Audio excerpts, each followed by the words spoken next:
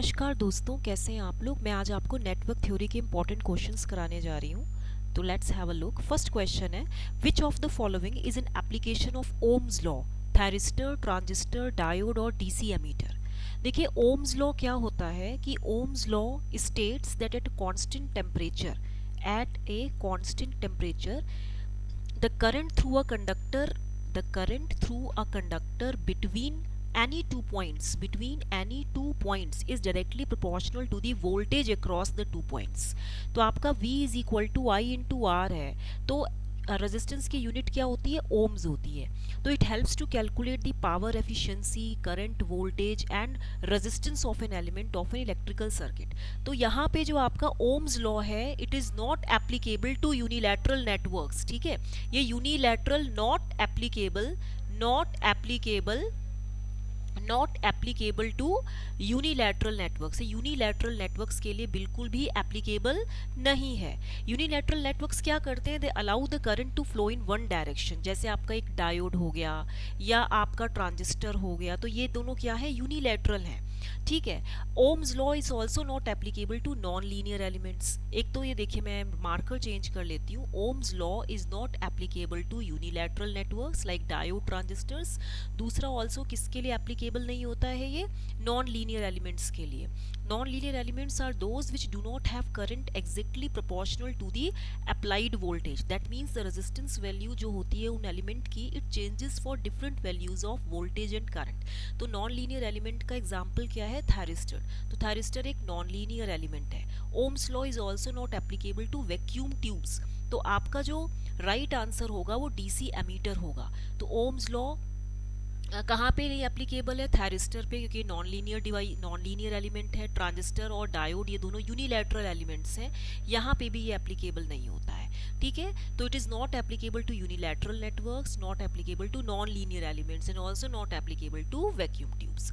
Next question है, what is the value of current I2 in the network shown below? इसमें देखिए ये options हैं। देखिए, अगर आप ये क्वेश्चन देखेंगे तो गिवन डायग्राम आपका एक ऐसा नेटवर्क है कि मैं इसको मान लेती हूँ सर्किट 1, इसको मैं मान लेती हूँ सर्किट 1 और इसको मैं मान लेती हूँ सर्किट 2।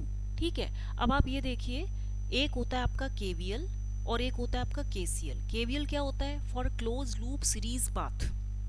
जैसे ये कोई है क्लोज लूप सीरीज पाथ के लिए, the algebraic sum of all the voltages around any close loop in a circuit is equal to 0। तो ये जो केवीएल होता है, deals with the law of conservation of energy. ये of conservation law of conservation of energy पे deal करता है। ठीक है, नेक्स्ट है आपका केसीएल। केसीएल कहाँ होता है applicable? KCL is applicable for a parallel path. ये पैरेलल पाथ के लिए होता है। The total current entering a circuit is junction is exactly equal to the total current leaving the same junction. Total current entering is equal to the total current leaving, okay, leaving the same junction. It deals with the conservation of charge. It deals with the conservation of charge. यानी कि summation of I input, okay, is equal to summation of I output. तो अब यहाँ देखिए, यहाँ मैं अगर KVL लगाऊं तो यहाँ पे क्या होगी इसकी इक्वेशन? अगर मैं यहाँ पे KVL लगवाती हूँ, देखिए ये सर्किट है आपका। ठीक है, तो मैं ले लेती हूँ ये वाला मार्कर। इसमें देखिए बाय KVL इन लूप 1, मान लीजिए लूप 1 है, तो यहाँ पे क्या इक्वेशन बनेगी? ये इक्वेशन होगी, देखिए मैं बता देती हूँ, प्लस यहाँ पे +4, क्योंकि यहाँ से अगर मैं ले रही हूँ, एंड -8 क्योंकि ये माइनस साइन है, and plus V1 equal to 0। तो यहाँ पे जो V1 है, this is equal to what? -8 + 4 -4, यानी कि +4 वोल्ट। सर्किट 2 में क्या है कि current delivered from the voltage controlled current source. ये क्या है? वोल्टेज कंट्रोल्ड करंट सोर्स है। तो यहाँ पे V1 की वैल्यू क्योंकि 4 वोल्ट आ गई, तो यहाँ पे मैं V1 की वैल्यू रख सकती हूँ 4। दैट मीन्स ये 40 वोल्ट हो गई। ठीक है, अब 40 एम्पियर हो गया, क्योंकि ये वोल्टेज कंट्रोल्ड करंट सोर्स है। तो मैं यहाँ पे जब इसका अलग से डायग्राम बनाती हूँ तो ये कुछ ऐसे बनेगा, 10V1। ठीक है, और यहाँ पे ये जो है ये करंट I2 हो गई, और ये जो होगा 16 वोल्ट होगा, तो यहाँ पे ये 40 एम्पियर हो गई। तो यहाँ पे देखिए current delivered from the voltage controlled current source is 40 ampere, ठीक है। तो current delivered from the voltage controlled current source are in opposite direction. एक तो ये जो I2 है and the current delivered from this voltage controlled current source both are in opposite direction. तो by KCL यहाँ पे जो I2 होगा, I2 plus 10V1 equal to 0, so I2 equal to minus 10V1 equal to minus 40, तो minus 40 ampere हो गया। तो answer क्या होगा इसका, minus 40 एम्पियर। तो right answer is 40 M. Next question है आपका, superposition theorem can be applied only to circuits having resistive elements, passive elements, linear bilateral elements और नॉन लीनियर एलिमेंट्स। तो आंसर होगा कि superposition theorem can be applied only to circuits having linear bilateral elements, क्योंकि जो superposition theorem होता है it is stated that in any linear active bilateral network having more than one source, having more than one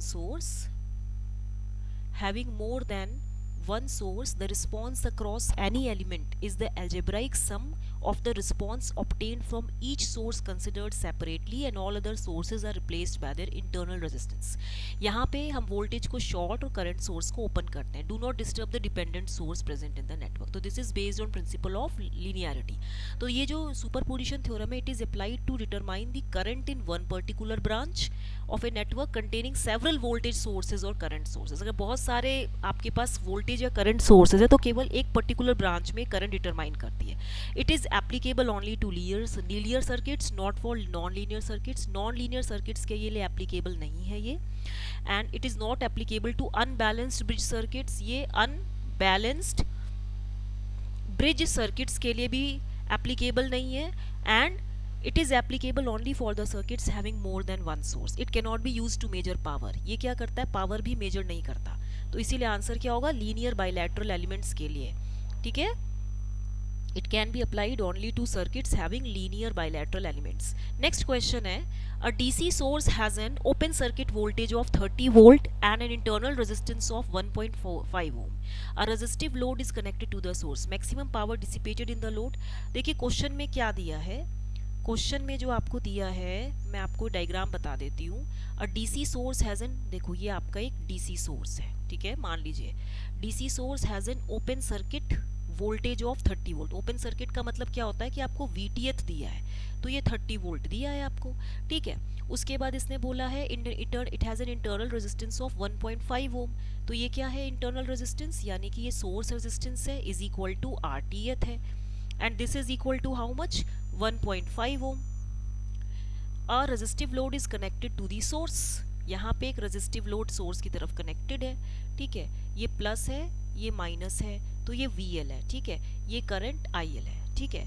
तो अब आप इसमें देखो हमें क्या निकालना है, मैक्सिमम पावर। देखिए the maximum power transferred from source to the load when the load impedance is equal to the complex conjugate of the Thevenin impedance, तभी मैक्सिमम पावर ट्रांसफर होती है, ZL is equal to ZTH conjugate, ठीक है।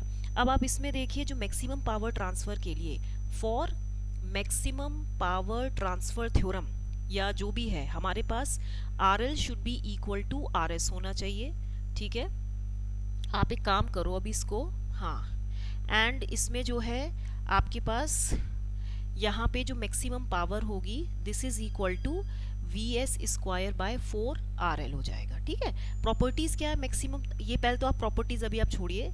अब इसमें देखिए हमें क्या निकालना है, थेवेनिन वोल्टेज कितना दिया है आपको, जो आपको यहाँ पे, सॉरी यहाँ मेरा मार्कर नहीं चलता, VS आपको दिया है 30 वोल्ट, RS आपको दिया है 1.5 ओम। तो यहाँ पे आप देखिए RL is equal to RS is equal to 1.5 ohm है, तो मैक्सिमम पावर कितनी हो जाएगी, maximum power is equal to VS square कितना हो जाएगा, सॉरी यहाँ पे लिख लेती हूँ, 30 इंटू 30 स्क्वायर बाय 4 इंटू 1.5, 15 4 जा 60, तो 6 हो गया। तो यहाँ पे 6 5 जा 30, तो ये कितना हो जाएगा 150 वॉट। तो आंसर कितना हो गया 150 वॉट, ठीक है। तो ये जो थ्योरम है it is applicable when the load is variable. This theorem is applicable only for linear networks, that is the networks with RLC transformer and linear controlled sources as elements.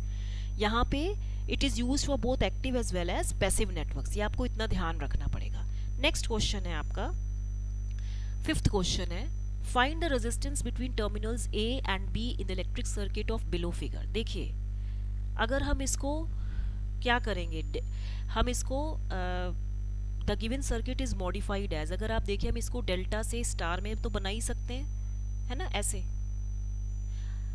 ठीक है, तो यहाँ पे आप देखिए, मान लीजिए कि ये R1 है, ये R2 है, ये R3 है। तो आप देखिए R1 is equal to how much, 40 into 50 by ये कितना हो जाएगा 40 प्लस 50 प्लस 10, तो ये कितना हो जाएगा, देखिए ये हो जाएगा 5 4 जार इतना डिवाइड बाय 50 प्लस 40, ये 100 हो जाएगा, तो ये कितना हो जाएगा 20। ठीक है, अब आप इसमें देखिए जब ये 20 है तो R2 कितना हो जाएगा 10 इंटू 40 बाय 100, तो ये भी कैंसिल हो गया, तो ये आपका 4 ओम हो जाएगा। ठीक है, और ये R3 कितना हो जाएगा 10 इंटू 50 बाय 100, तो ये हो जाएगा 5 ओम। ठीक है, अब आप यहाँ देखिए इसमें हम इस सर्किट को कैसे बना सकते हैं, यहाँ पे देखिए मैं इसको ऐसे कर देती हूँ। R2 कितना दिया है, एक मिनट, ये R2 है ना, तो R2 कितना दिया है आपको, R3 5 ओम है, ये R3 है। ठीक है, आप इसको वैसे बना लीजिए। ये यहाँ एक्चुअली मेरा सर्किट चलता नहीं है, मैं यहाँ पे बना देती हूँ। ठीक है, इधर बना देती हूँ ऐसे, ये हो गया, ये हो गया, ये हो गया। ठीक है, मेरा सॉरी ड्राइंग गंदी है अभी थोड़ी, तो यहाँ पे ये इस तरीके से हो जाएगा, ये A और ये B। तो यहाँ पे देखिए ये जो है आपका, मैंने जो लिखा है इधर R2 R1 R2 R3, तो यहाँ पे देखिए R1 कितना है, ये 20 ओम है, ये आपका 4 ओम है, ये 5 ओम है, मतलब ये आपका R1 था, ये आपका R2 था, ये आपका R3 था, और यहाँ पे ये कितना है 25 ओम है और ये 10 ओम है। ठीक है, अब यहाँ पे देखिए ये ए बी है, तो ये हो गया। अब आपने R1 R2 R3 निकाल लिया, अब हमें क्या निकालना है, क्वेश्चन में क्या पूछा है, resistance between terminals A and B. ये तो बहुत आसान हो गया।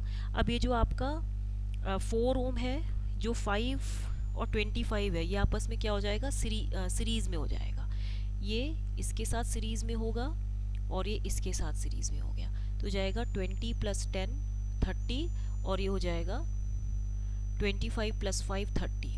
ठीक है, तो यहाँ पे देखिए इसकी वैल्यू क्या आएगी, ये हो जाएगा आपके पास 4 ओम, ये हो जाएगा आपके पास 30 ओम।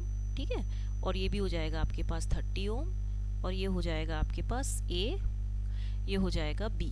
तो यहाँ पे जब आप पूरा सॉल्व करेंगे, अब ये दोनों पैरेलल में हो गए, तो कितना हो जाएगा 30 इंटू 30 बाय 60, तो ये 15 हो गया, तो ये 15 ओम हो गया। ठीक है, अब आप देखिए इसमें ये दोनों सीरीज में हो गए, तो ये 4 प्लस 50 19 ओम हो गया, तो आंसर क्या हो गया 19 ओम। नेक्स्ट क्वेश्चन, ये आपका होमवर्क है। The transfer function V2s by V1s of the circuit shown below is, यहाँ पे मैं आपका 4th पॉइंट भी मार्क कर देती हूँ, ये है 4th आंसर है S+1 बाय S+2। तो ये आपका होमवर्क है, इसे करिएगा और मुझे कमेंट सेक्शन में ज़रूर बताइएगा। टिल देन आप इसको, अगर मेरा पढ़ाने का ढंग अच्छा लग रहा हो तो इसको लाइक शेयर सब्सक्राइब ज़रूर कीजिएगा।